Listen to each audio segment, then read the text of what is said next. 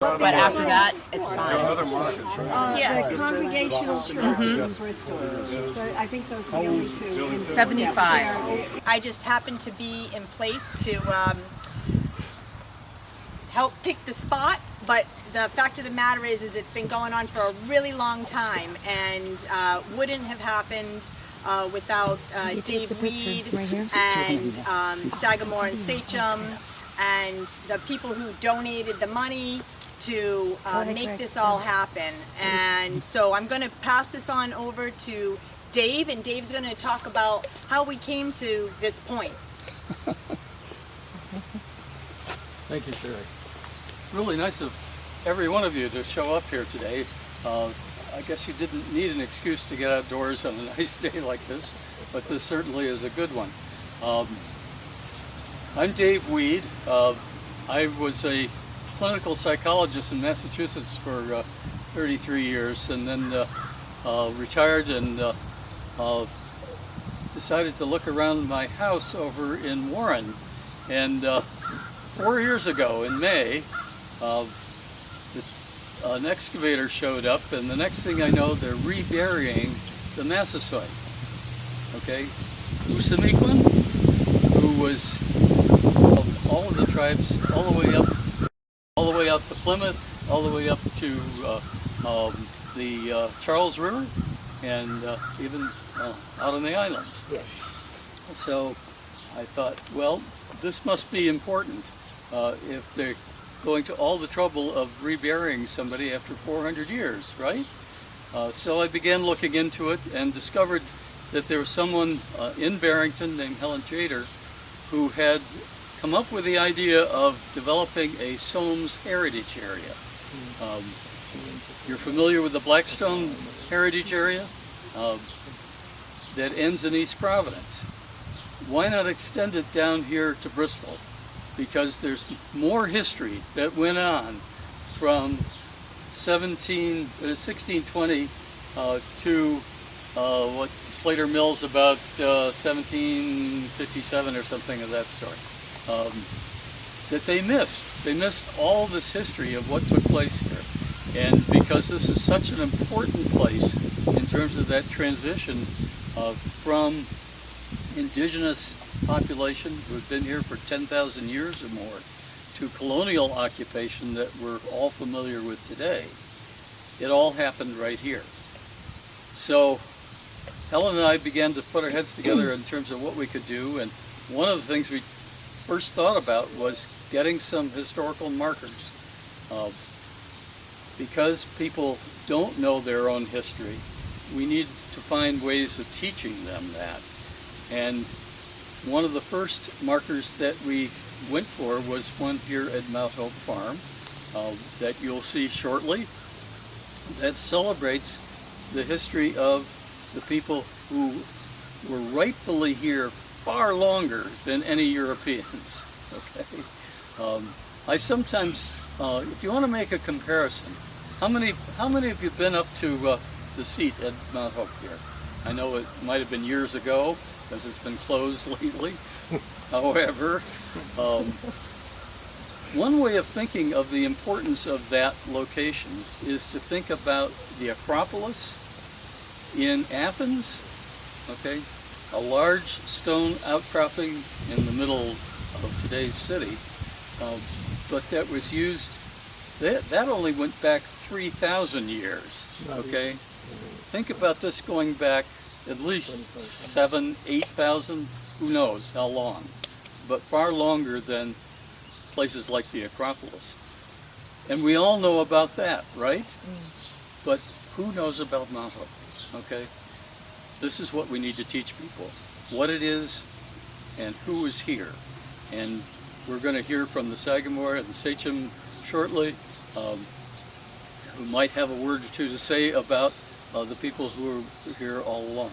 But we're grateful to Roger Williams University for a donation that got us started, and then the other sponsors who helped to finish the job, Sherry's work of collecting everybody and making this happen, and Merritt and the other members of the board who approved the idea and were we're grateful that we can have the opportunity here to learn some history, right? So we'll have a chance to talk more about that. I brought some brochures. You can all learn even more. But I think right now, what would you like to do? Would you like to say anything, or would you like to? Sagamore? I've never known either of you to be short on words. I'll pass it in there. Okay. Okay, well, he certainly put me on the spot because I am not prepared, but I am never short for words, nevertheless. I would like to thank each and every one of you who has been involved in this, who has come out for this. I welcome you to the ancestral lands of the Pokanoket tribe, of the Pokanoket Nation. I just, would like to give honor to our ancestors, to our elders, to our people who have been and still are, the care takers, for the land. And, we are just, we always extend the hand of friendship, of peace.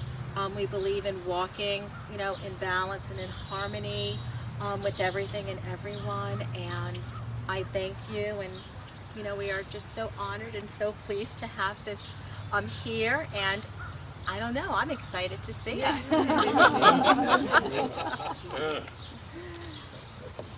Sagamore, did you want to join me? Okay, did you want us to do this now? Please. Okay, here we go. I'll take this side. Oh my. Woohoo! Oh, this is beautiful. Thank you. Tabatni. That is beautiful. Very nice. Can I have my fellow council I'm sure members come up and kind of take a first look as well? Could we get a picture of you by it? That would be great. Sure. Well, I just want to thank you, Dave, for the efforts that you put forth. You really have catapulted us into a new dimension. Really, I mean, things are happening so fast, and it's been an honor, to work alongside of you. And boy, I'll tell you, you got a lot of energy, and that's coming from a guy that has a lot of energy. That's right. But I'm slowed down. I'm slowing down some. I just, I know that those that walk before us would be proud to see this here, and I just want you to know that Solomons, you have a rich heritage here, and this is where it all began. It didn't begin out west. It began here. That's why they call it New England. Everything here that's named is named after something over there in the place across the pond in England. And being the 10th generation great-grandson of the Massasoit Osamequin, and of course 9 generations of King Philip, and Simeon Simons, who was my 6th generation great-grandfather, who was George Washington's hand-picked bodyguard. That's King Philip's great-grandson. And that's my line coming down. And that woman in downtown Providence, the Indian princess, that's my mother's first cousin. So in order to be a sachem in the Pokanoket tribe, not in the nation, in the tribe, you have to come from King Philip's line, because he was the last Massasoit. So we were the largest Indian nation at one time, before the plague hit our people, 1619. As far as the tribe or the nation itself was over 60 tribe bands and clans, and our territories went all the way down to Cape Cod, to the Martha's Vineyard Island, Elizabeth Island, and some of the islands in Newport.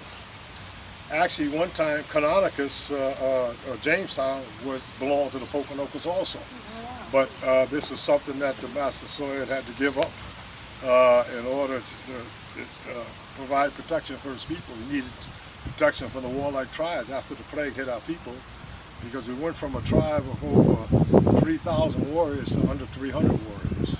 And so this is when, you know, he wasn't at the peak of his power. And he was quite a diplomat because he didn't die until 1661. And he held on to all his territory, and he was still a Massasoit of all his tribe. Territories actually went all the way up to New York State, Scotticook Falls, the side of the Hudson River, because he was head of the Quabar Nipmuc Nation also. That's just a little history that people don't know about. He was really a big deal. He had to be quite the diplomat, and he had to be quite the strategist to amass all that land, because that's all we fought over was land. And he had it. The Narragansetts didn't have it. You know, although they were here in Rhode Island, this wasn't Rhode Island, this was Massachusetts at that time. So to make claims to any of this land over here, they didn't have a right to do that. So I'm just glad that they're telling the history the way it was written, and I thank Dave for the efforts that are put forth by the Solom's Heritage area. I don't know if you've been on that website, but there's a lot of sites on there that I didn't know about. Yeah. Because I wasn't allowed to go on those properties. It was kept from us all those years. But this I did know about, and the seat of the Massasoit. I mean, because that Indian princess down there, she was the last chief of the tribe before me, Princess Redwing. She's actually in the Rhode Island Heritage Hall of Fame. And she was inducted in there in 1978. I think J. Joseph Garrity was a governor at that time. And he named June, I think, 23rd, Princess Redwing Day in the state. We actually have that proclamation. A lot of people don't know this history. So for me to be chief behind her, I never wanted to be chief. So I'm never supposed to tell these stories, but that was a hard act to follow. And he wasn't supposed to talk either. All right, so I'll stop talking. But I do want to thank Dave, and I remember, you know, years ago meeting Helen Jada when she was doing, you know, these events and ceremonies at different places, and she talked about the Soul Heritage Project. And then finally I met Dave, and it's been a good union. And I just want to thank the Creator for putting you people on that path. Sherry. Yeah. Merritt, I know Merritt through what, I guess 4 or 5 directors here. So it's more than that. I can't remember, but we've been here quite a while. But Mount Hope Farm has been wonderful. Mount Hope Farm and our friendship and collaboration, and this is just amazing. Yeah, I'd like to thank Merritt. I mean, because even before we came here, Merritt extended a helping hand to us. We used to meet in his buildings on Wood Street. So it's been a while, and we're the same age. But I'm only admit to 39. Okay.